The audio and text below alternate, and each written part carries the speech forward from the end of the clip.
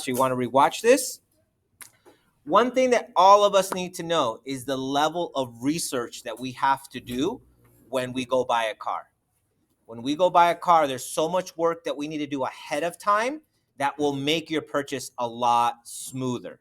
One of the things that we recommend is that you understand what the industry standard for looking at values of a car is for all dealerships in the United States. In the United States, if you need to find out the value of a vehicle, it's Kelley Blue Book. KBB.com is going to show you what the actual value of the car that you're trying to purchase is, and it'll also show you who's paid the most, who's paid the least. So it gives you a good understanding of what price point that car is selling for in the United States. So this is some of the work I want you to do and not depend the dealership to do, because the dealership can price the car at whatever they want. They're going to be smart about it, but I want you to know how you can call them out and what research you can do before you go into the car buying process. So let's have a little fun. Who wants to buy a car? Tell me a make and model. Go for it. A Jeep Grand Cherokee. What year? 2021. Let's go to 2021 Jeep Grand Cherokee. And your name is? Josue? Yeah. All right, Josue, I'm going to ask you a couple follow-up questions, right? So we want the Jeep Grand Cherokee, right? Yeah. All right. 91761. That's Ontario zip code. Okay. Now we're going to see.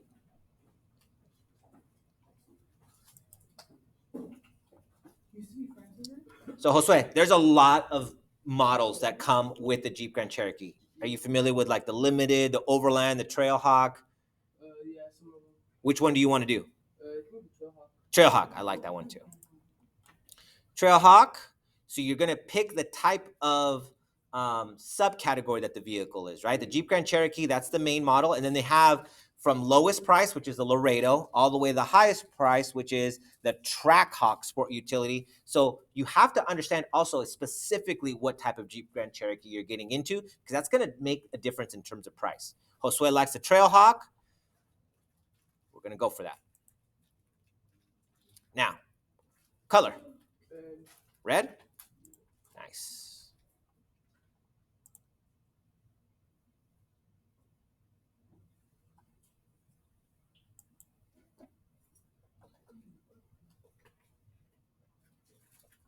Now, average driving in California per year is right around 15,000 miles. If Josue picked the 2021 and it's 2023, that's a 2-year-old car, okay? The average miles on that vehicle should be 30,000 miles. So we're going to have to adjust the mileage of the vehicle. I would suggest that when you buy a used car, you understand that the mileage dictates a lot of the price.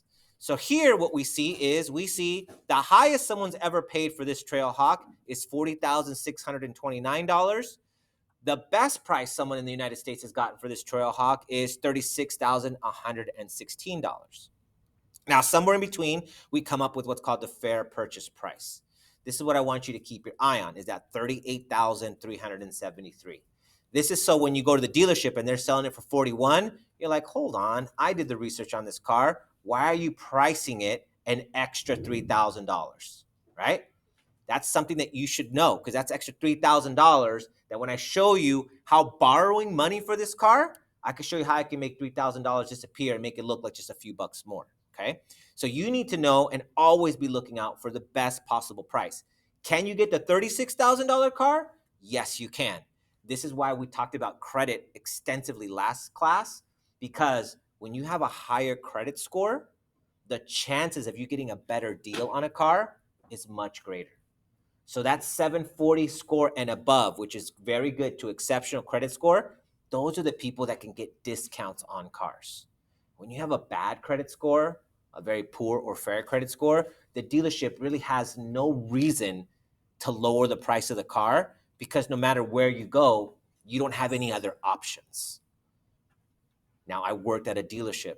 I know this for a fact. People with bad credit scores don't get discounts. There's no reason to give them a discount because they need to buy and they're in a bad situation with their score. So there's no point in the business losing money when no matter where that person goes, they're going to get the same deal. But a great credit score, very good to exceptional, the dealership does know that if they leave that dealership, if they don't buy a car, they're not coming back. And I've heard it. Oh, I'll be right back. I'm just gonna go get my wife. I'll be right back. I gotta go to the grocery store, then I'll be right back. They never come back. So I need to make a deal right there and then.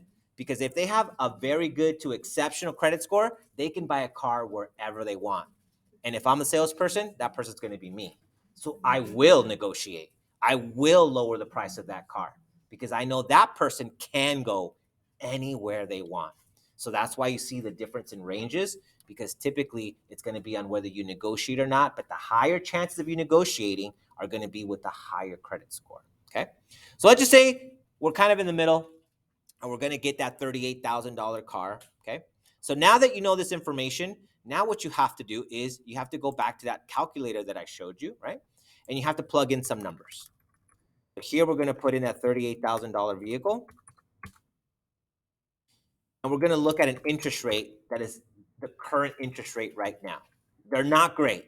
Okay, interest rates, so the costs right now are not good at all. But first, I want to show you an example of bad credit, because we talked about in the last period, someone asked, well, can they deny me for a car loan? They can, but they typically don't, because their job is to sell cars, not to deny people from buying a car. Their job is to strictly sell cars, so they're going to find a way. And if they find a way, they're going to charge the most. The most that someone can charge on an interest rate on a car is 25%. Okay, that's very, very high. But someone with a low credit score has no other option. We have to kind of go by what they offer us.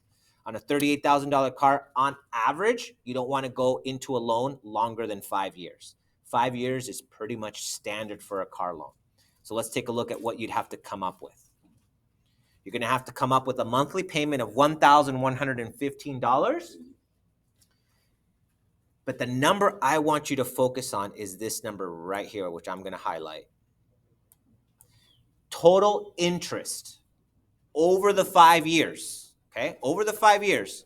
Not only are you paying back the $38,000, but you're giving that bank an additional $28,000. So 28, let's just say that's another $30,000. After 5 years, for a $38,000 car, you paid $68,000. Does that sound right to anybody? Sounds horrible, right? But you'd be surprised how many people sign for this loan all the time because you know what? Not Josue, but there are other people that need to have a Trailhawk Jeep Grand Cherokee. They need to. Like my neighbor just got a new car. I see my cousin, they have a brand new car. I need this Jeep Grand Cherokee.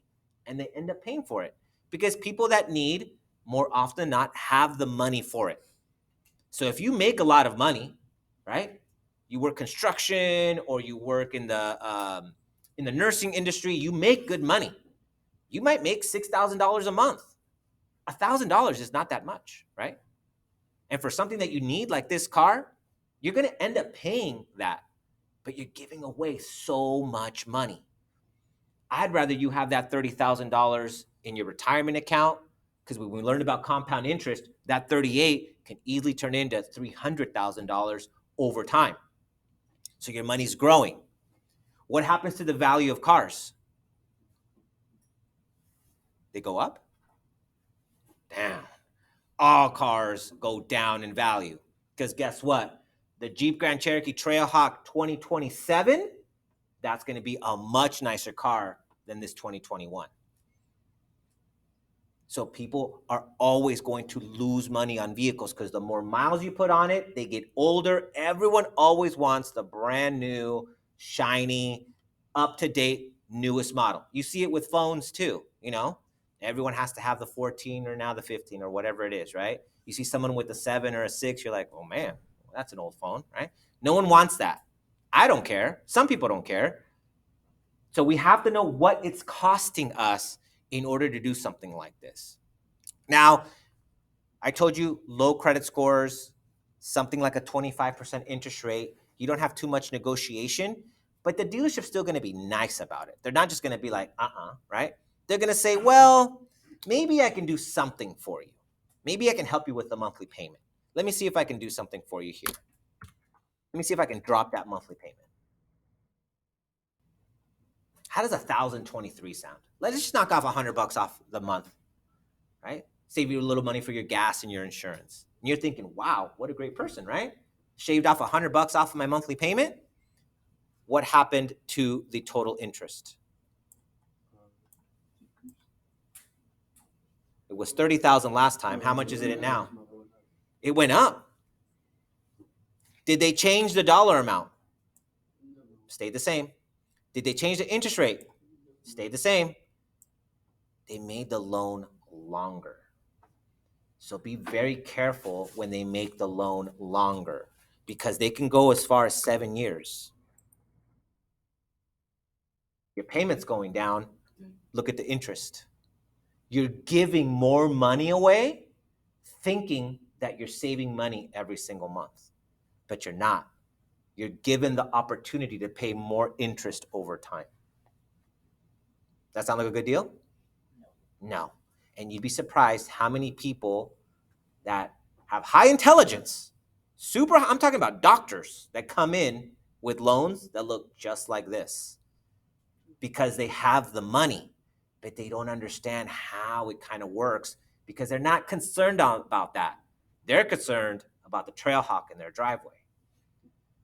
So as we grow older, as we figure things out, it's not a bad idea to consider something that's a little more affordable. Now, I'm not here to kill dreams, Josue, okay? I know you're going to own that Trailhawk, okay? But what if we just got into something maybe a little more reasonable? Let's just say a $12,000 car. Got ourselves a little Honda Civic that's going to get us from point A to point B. We're going to be at all the concerts. We're going to be at all the parties. We're going to get to go wherever we want. Might not look as flashy, but on an older vehicle, smaller car, you're going to save on gas. Because I'm sorry, but that Trailhawk sucks up a lot of gas. I've had a Jeep Grand Cherokee. It's about 9 miles to the gallon. That's bad, right? Honda Civic, 39 miles to the gallon. You're going to go farther. Your money's going to stretch further. Let's just say you guys get into understanding your credit scores, and instead of 25%, you're able to get a 5% interest rate, which is very, very low. But that's only for the high credit score. Over 5 years, the $12,000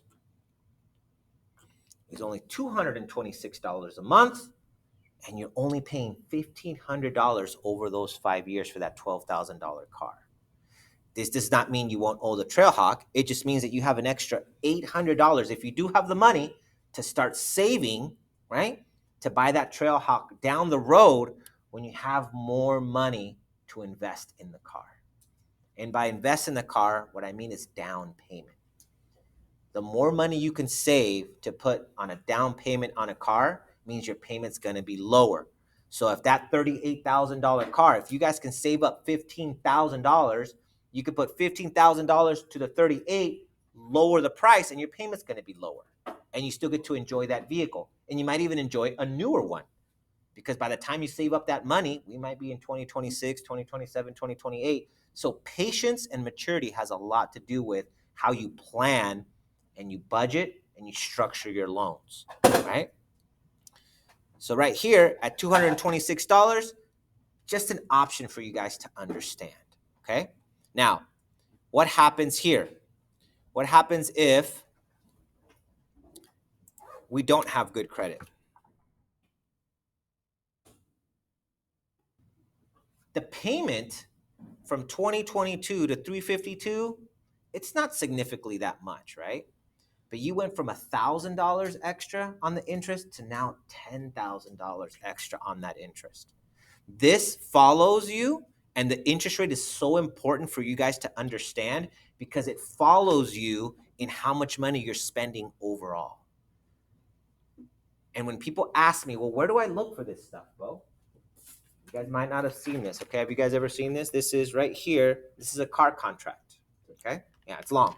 There's a lot of information on this contract, okay? A lot of this stuff has to be on here. It is federal law. Federal law. It shows it right here, okay? It says Federal Truth in Lending Disclosures. All this information that I shared with you has to be shown to you on this contract, but it's called a disclosure. They have to just tell you about it. They don't have to explain it. They don't have to worry about it. They don't have to say, hey, Josue, did you do your budget before you came in today to make sure you can buy that vehicle? They don't have to do that. As a matter of fact, that's not the name of their game. Their name of their game is to make sure you love the color red, right? That you love the way it feels and handles, that you love all the modern technology in that vehicle, right? They want to make sure that they're going to sell you that car based off how much you love it, not whether it was financially correct for you, right? So that's the most important thing, is to do your research ahead of time, okay? One of the reasons why I teach you doing your research ahead of time is because you don't have to do all your financing at the dealership. There's another option. When you work with a credit union, right? When you work with a credit union, there's one really close by right here called Chafee Federal Credit Union. Chafee Federal Credit Union actually lets you see the rates of cars right now, so that before you go to the dealership, you can see if the numbers work for you. I showed you guys how to go get your credit score and to how to work on it if you don't like where your credit score is at, right? You're able to take a look to see what the interest rate is based off of your credit score, how long you want the loan for, because the credit union is actually here to help you. They don't have any cars to sell. They want to make sure the loan works for you. So they're going to let you do all your numbers first. They're going to walk you through, do you have enough per month to pay for this car? Have you thought about the car insurance for the car? Have you thought about how much the fuel is? Maintenance, a whole bunch of things that you need to think about. That's why it's so important for you to do this ahead of time. Once you do this ahead of time, the credit union will actually give you a check. They'll say, hey, we worked out the numbers. It looks like you can afford a vehicle that's $20,000, $15,000, $10,000, whatever it is. You're going to know what your payments are. They're going to give you a check so you could just go to the dealership and just hand them the check and pick the car that you want, which is much better. How many of you here have gone to a car dealership to buy a car? With your parents or with a family member? Anybody? Do you remember how long you were there? It's a long day, right? It's a long day there. It's a long day because they know the longer you're there, it's a matter of time before you sign that contract. They keep you there. They'll buy you lunch. They'll stuff you full of donuts and coffee. They want to make sure you're having a great time at the dealership because you're spending all day there, because statistically, the longer you're there, you're going to buy the car. No one hangs out at a dealership for 8 hours and then walks away, right? You're telling them, hey, I want this car, just by sitting there. So you avoid all that. You go to your credit union, you work your numbers with someone who has no vested interest in selling you a car. They just want to make sure the loan works for you. And when you go to the dealership, you're literally just picking out the car you already did the research on KBB. You already know the value. You already know what color you want. You just go in there and you say, give me that one. And you're in and out in less than an hour. The last few cars that I've purchased, I have purchased in less than an hour. Because I already know what I want. I already have my check and I get out of there. I want to go to In-N-Out and buy what I want, not have someone purchase it for me and sit somewhere where I don't want to sit. Not that it's a bad deal, but still, all of this can be done ahead of time and understanding where you're at. Now, back to my calculator. Say we just were in this situation and you know what? Life happened and we weren't able to fix our credit score. We're just not able to do what we thought we could do. But we need a car. We need a car. We need to get to work.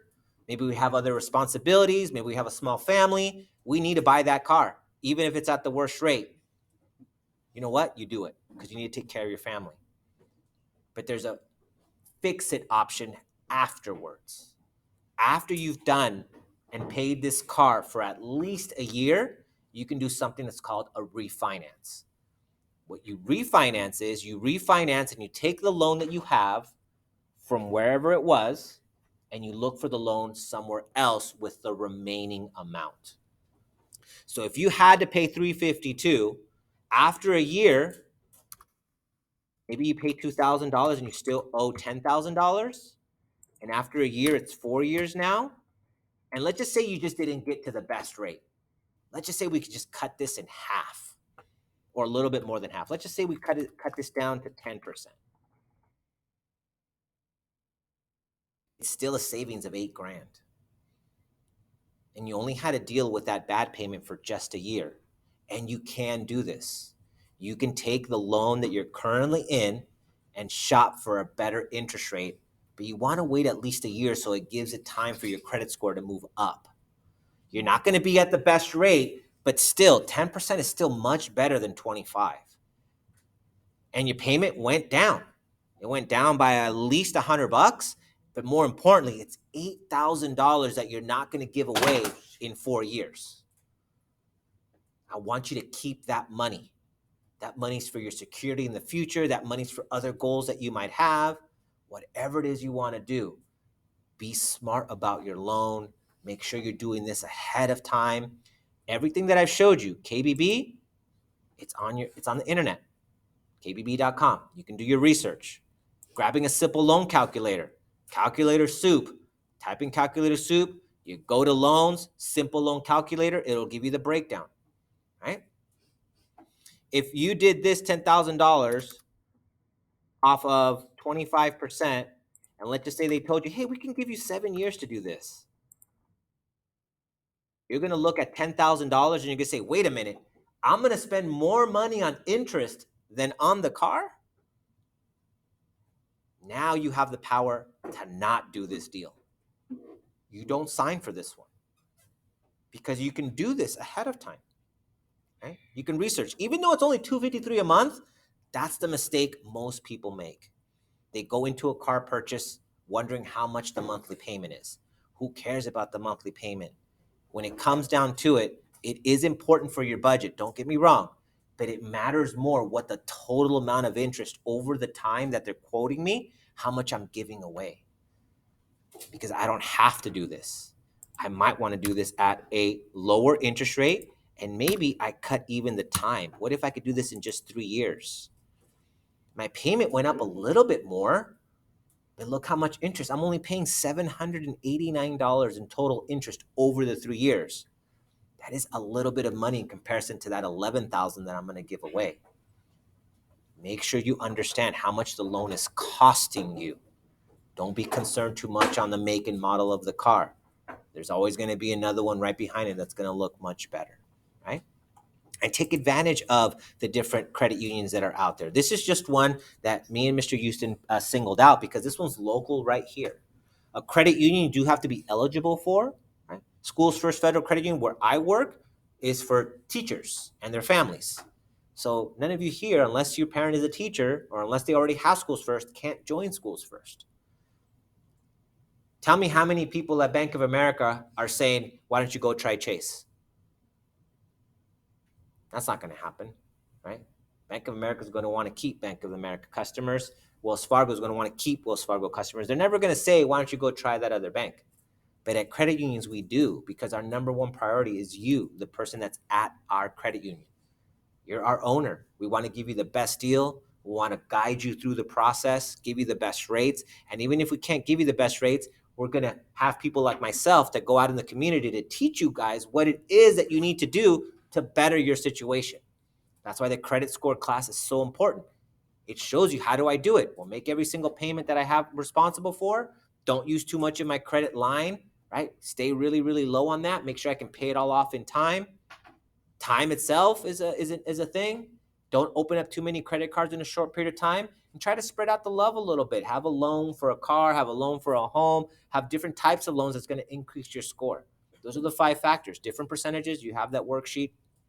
Make sure you guys really, really understand this, because it has a lot to do with your money that we give away and that we lose, right? Excellent. I'm going to stop sharing now.